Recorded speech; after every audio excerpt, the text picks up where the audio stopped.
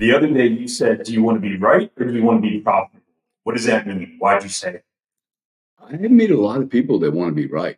And like, I have no, if somebody would have told me, hey, you should chase ABC coin, go study ABC coin. If somebody were to introduce me to ABC coin today, I would look at it. I'm not going to immediately decide that Bitcoin is the only thing. Bitcoin is Jesus Christ 3.0, and there's never going to be anything better. Dude, I've been around a long time, man. I've seen innovation pop up from all over the place. I've seen first movers get crushed. Remind you, Google was not first, second, third, or fourth. I mean, they were way down the food chain. Look, I was wrong on Amazon. I looked at Amazon and said, you guys don't make any money whatsoever. You've raised a tremendous amount of money. Your earnings per share are negative. Other people saw it. I didn't see it.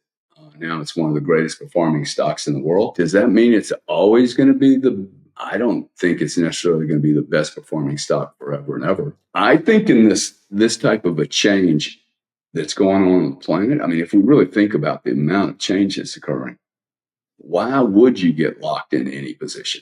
Like, why would one only look at what they believe is right?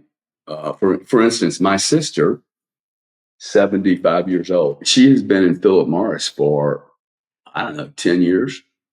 Because her mom, who's dead, told her that, to invest in a tobacco company that pays a yield of 2 or 3%, and the stock's doing this. That's the kind of business you want to be in. I convinced her to move all of that into, it's in an IRA. I convinced her to move all of that into an ETF for Bitcoin.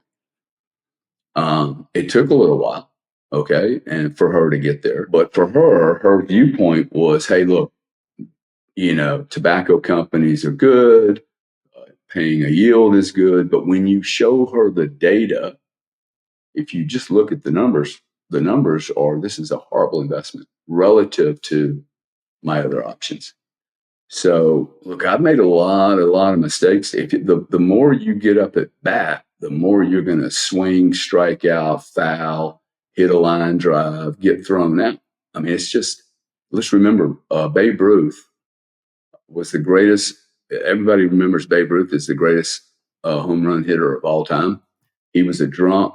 He was taking speed, probably a drug addict, complete weirdo, strikeout king of the century. Like, he struck out more than anyone else, yet you and I remember him as the great home run hitter.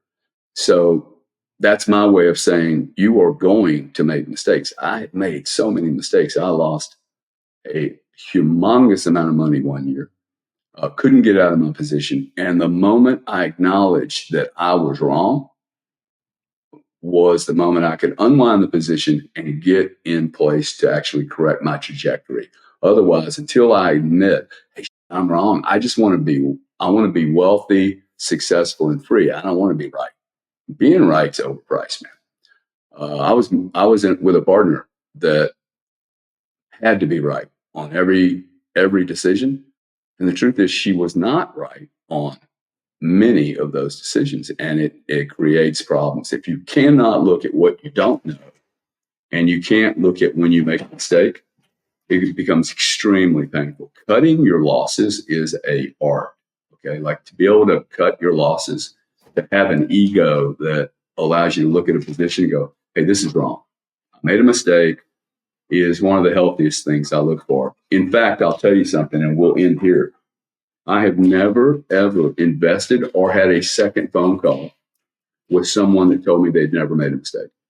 If you've been in business and your story is that you have never lost, that you have every decision you've ever made, every time you stepped up to the plate, you hit the ball, I would never invest it with you. I would never partner with you. And the reason is, if you have never suffered a loss, you have no idea how you're going to behave. And if you freak out because you're losing, that's not the kind of partner or investment. So, it's really, really, really important. Some of the best traders and business people I've ever known were willing to look at a position and go, this is wrong. And then they pivot. And the pivot's where I've made all my money. So